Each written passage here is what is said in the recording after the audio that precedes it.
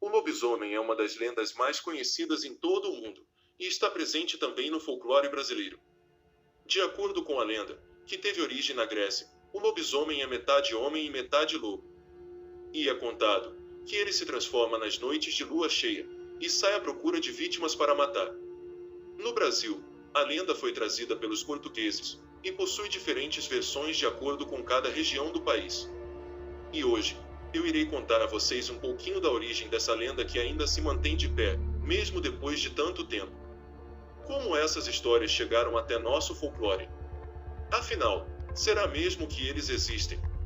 Sente-se, fique à vontade, e ouça mais um Mistérios e Contos. Mas antes, se inscreva no canal, e já deixe o like para fortalecer.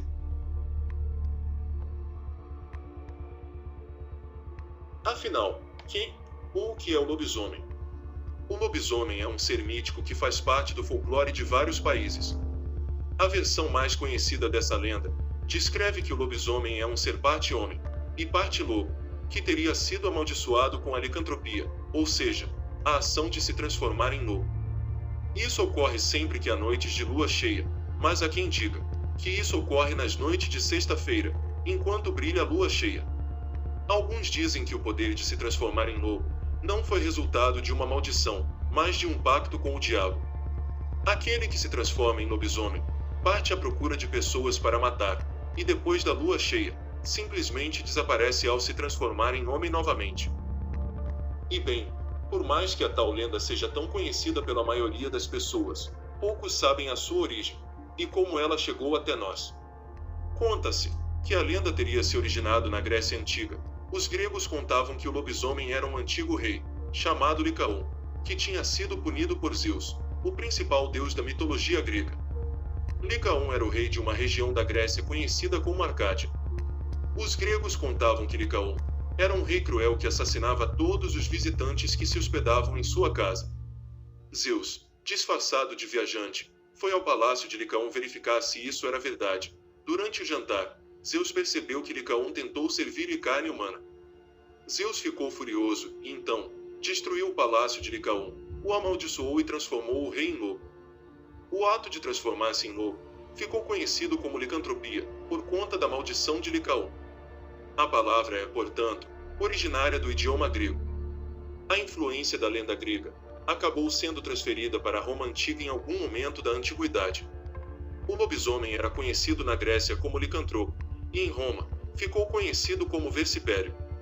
Porém, esse nome também era usado para o homem que era capaz de se transformar em qualquer animal. Apesar dessa lenda ter surgido na Grécia, alguns estudiosos de folclore dizem que existiam gregos que acreditavam que os lobisomens eram originários da região da Romênia.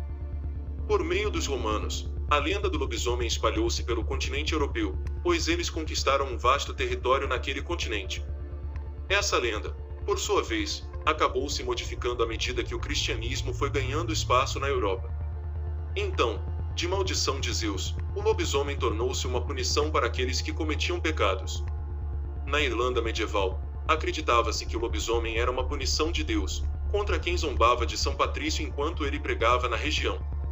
Com a expansão da lenda, o antigo licantropo dos gregos começou a ser chamado de outras formas como Varvol para os germanos, Amrama para os nórdicos, Loup-garou para os franceses, e para os portugueses era chamado de lobisomem e lobo-homem. A lenda do lobisomem chegou ao Brasil por meio dos portugueses, e por isso, é muito importante termos uma noção de como ela é, em Portugal. Os portugueses possuem diferentes versões da lenda para explicar a origem do lobisomem. Em uma das versões, acredita-se que o lobisomem seja um homem pálido, alto e magro.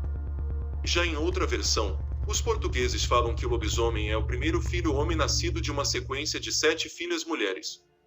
Nesse caso, o homem se transformaria em lobisomem em uma terça ou sexta-feira, quando atingir a idade de 13 anos, após passar por um cruzamento onde um jumento teria rolado no chão. A transformação aconteceria todas as terças ou sextas, e o lobisomem sairia de meia-noite até as 2 horas. É contado que ao sair à noite, o lobisomem passa por cemitérios, caminha por vários lugares amedrontando vilas e apagando as luzes. É dito que quem ferir o lobisomem conseguirá colocar um fim à maldição, mas se no processo a pessoa se sujar com o sangue da criatura, herdará a maldição. Uma informação importante, e que muitos desconhecem, é que os portugueses acreditavam na existência de lobisomens do sexo feminino, algo que não foi herdado no folclore brasileiro. Bom, após chegar ao Brasil, a lenda ganhou muitas vertentes e variantes diferentes, de acordo com a cultura local de cada região. O interior do Brasil é cheio de histórias que falam sobre a existência do lobisomem. Essa lenda tão falada ganhou vários contextos diferentes e tornou-se extremamente popular na nossa cultura. Em algumas regiões do Brasil, a crença de que o lobisomem era o primeiro filho homem de um casal que teve 7 filhas permaneceu. Além disso, no sul e no norte do país, existem diferentes crenças a respeito do surgimento do lobisomem.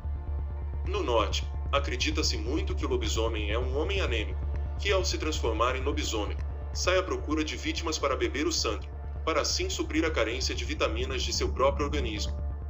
Já no sul do Brasil, acredita-se que o lobisomem é um resultado de uma relação afetiva considerada impura. Os sertanejos do interior paulista já acreditavam que o lobisomem invadia as vilas e fazendas, com o intuito de atacar e comer crianças. Outros acreditavam que o alvo era apenas as crianças não batizadas, o que fazia os pais batizarem suas crianças rapidamente depois que elas nasciam. A solução para lidar com o lobisomem era encontrada na fé.